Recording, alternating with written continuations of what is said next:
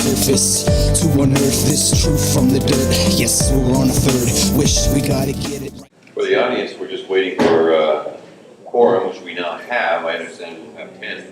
Quorum is 9 for a Board of Health meeting. I think there's 10. I think Council McCaddy's somewhere around, so we'll give them a word or two.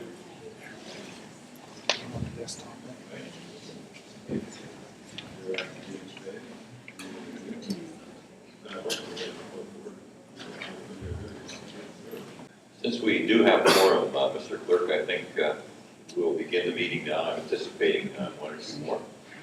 And so, Mr. Clerk, are there any changes to the agenda? Yes, Mr. Mayor, there are several changes to today's agenda. We have added delegation requests. I won't go through all of them, but I will say we have 8 delegation requests respecting item 7.1 on today's agenda.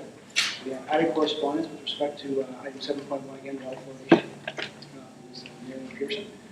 We also have added general information items. One item, correspondence from the Ministry of Health and Long-Term Care, Public Health Accountability Agreement with the City of Hamilton dated January 1st, 2020. Did everyone hear that all right? A little bit quiet. You need to speak a little louder, but I got all that. So next go around, just a little closer. So a motion to approve the agenda as amended. Suda, Partridge, all in favor? Carried. Any declarations of interest? Seeing none. They have a motion to approve the minutes of our last meeting. Councilor Morelli, Councilor Collins, all in favor? That's carried. We have a number of delegation requests before us today. Delegation request 4.1 is concerning an item not on today's agenda. So may I have a motion to approve the delegation to be heard at our next meeting? Councilor Morelli, Councilor Whitehead, all in favor? Carried. Delegation requests 4.2 through 4.17 are respecting item 7.1, and if they are approved, they will be added to today's agenda as items 7.1A3 through 7.1A16. So may I have a motion to waive the rules and allow delegation requests as mentioned to be heard at today's meeting? Councilor Pearson, Councilor Suda, all in favor? That's carried. So we have approved those delegations to be heard. And members of the board, you have consent items 5.1 to 5.3. Are there any items that you wish to move to discussion? Councilor Pearson will move it, seconded by Councilor Morelli. All in favor? Those items are now moved.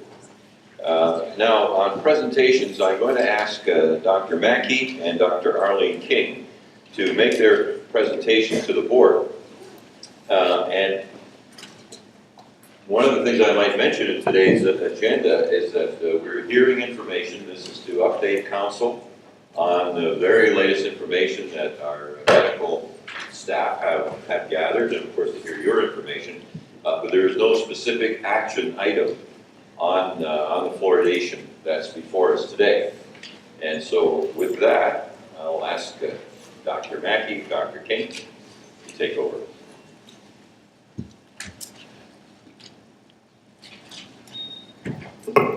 Thank you, Mr. Mayor. So as our Mayor mentioned, this is a review of the recent literature on water fluoridation and some of the relevant political decisions that have been made in comparative municipalities. I'm going to give a few slides, a brief introduction to cover the information that was in our report on this, and then I'm going to turn over to Dr. Arlene King, who's our Chief Medical Officer of Health, and has recently developed an oral health report, and so has a lot to say on this issue. So, brief history of water fluoridation in Hamilton. In the 1950s and 60s, we had 4 plebiscites on water fluoridation. The 2 first plebiscites in the 50s were opposed, and the second 2 plebiscites in the 60s were in favor. And we have been fluoridating water in the old city of Hamilton since 1964 through the Woodward Water Treatment Plant. In 2007, the facilities at Woodward needed replacement. They were breaking down almost on a daily basis. And so that generated significant discussion in the city as to whether we should be fluoridating or not. And in November of 2008, the City Council decided to reaffirm support of water fluoridation. At the time, councillors asked us to pay close attention to this issue and monitor to see if this sort of, the research around water fluoridation was going to change. And so we've now done 3 systematic reviews. The first was in 2008. We did one last year in 2011, and we've now done one again this year. And so the research question we had for our systematic review is, is there new data on safety or effectiveness of water fluoridation? So now this is the 3rd time we've done this sort of review. And I'll just stress one thing about what we aim to do with these reviews. A systematic review asks a question first. So, for example, is water fluoridation safe? Is it effective?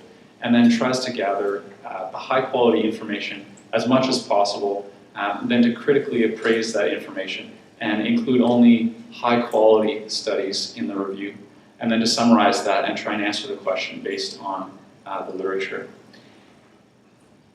What we found in our 2012 review was similar to our 2011 review and 2008 reviews, and that is that there was growing research showing that water fluoridation is effective, and there wasn't a lot of research in the past year on safety. There's been a lot of research on safety in the past, but certainly no new concerns were identified in the high quality medical literature in the past year about safety.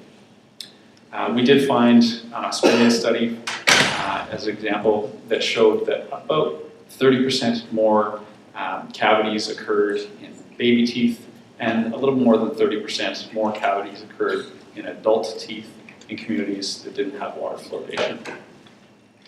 We found an Australian study that looked, another Australian study that looked at modeling. So they predicted what would happen in Brisbane and southeast Queensland if they decided to fluoridate their water. This is a community that is not currently fluoridated. And they estimated that they would prevent over 10,000 years of disability adjusted life years lost. So this is a measure of health impact of dental health due to water fluoridation. So it's not life years lost, but it's disability years. In other words, significant impact on your health. They also estimated that about $666 million would be saved in state and private expenses in the area if water fluoridation were implemented there. That's over a 10-year period. There's also an American study published last year that showed about 0.26 more teeth were lost by age 20 in unfluoridated communities per person. Larger impact for individuals of socioeconomic status. So this is about tooth loss, not just tooth decay. So what that would mean is about 1 in 4 people would lose a tooth by age 20 without water fluoridation, or translated to local information, about 4 in 16 counselors. We also identified a review out of the University of Calgary.